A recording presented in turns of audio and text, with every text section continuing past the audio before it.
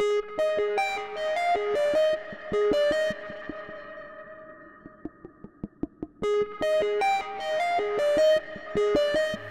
everyone, this is Dave from DailyTechTV with another Q&A session for you, and a really interesting question from Loverboy JJJ. Is the PS Vita worth it? If so, 3G version or Wi-Fi only?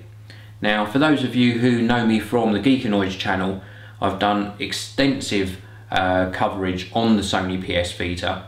I had it about 2 weeks before it actually officially launched in the UK, and I've done unboxings, user interface tours, I've done game reviews, etc., and also a full review of the console.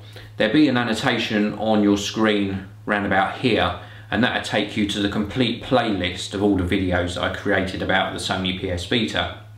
Now, you're asking, is the PS Vita worth it?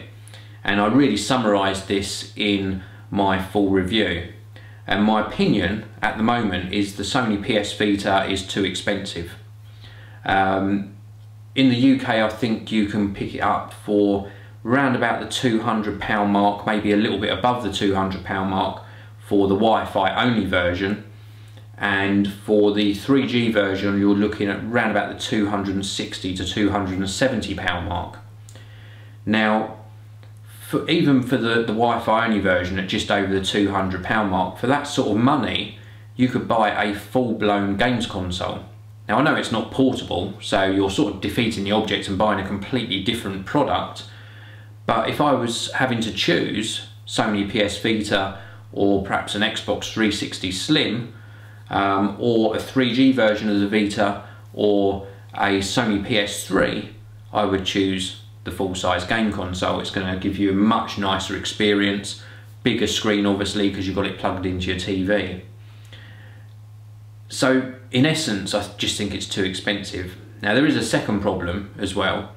When it comes to the games, we've all been spoiled over the last year or so with these games that you can just pick up and play very quickly for either a short period of time or a full-on gaming session on the likes of Android phones, the Apple iPhone and iPod Touch, and of course the iPad. And those games are priced anywhere between 69p up to maybe £9.99.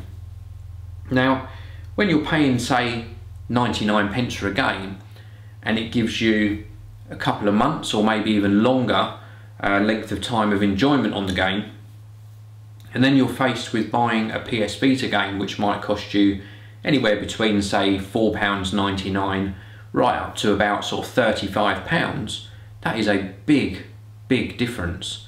So you're paying a lot of money for your games on this new handheld console from Sony. What you are getting with the Sony PS Vita is, of course, the gorgeous screen, great analog controls, that innovative touch panel on the back of the console, and it really is nice. It is a very nice experience.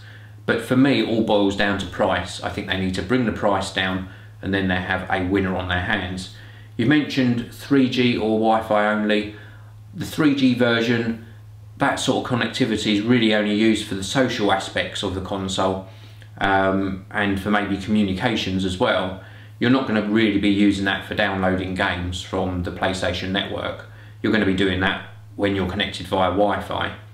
So the wise choice is the Wi-Fi only version, but if you've got the money, then it may well be worth you adding the extra for the 3G version if you're interested in the social features of the PS Vita.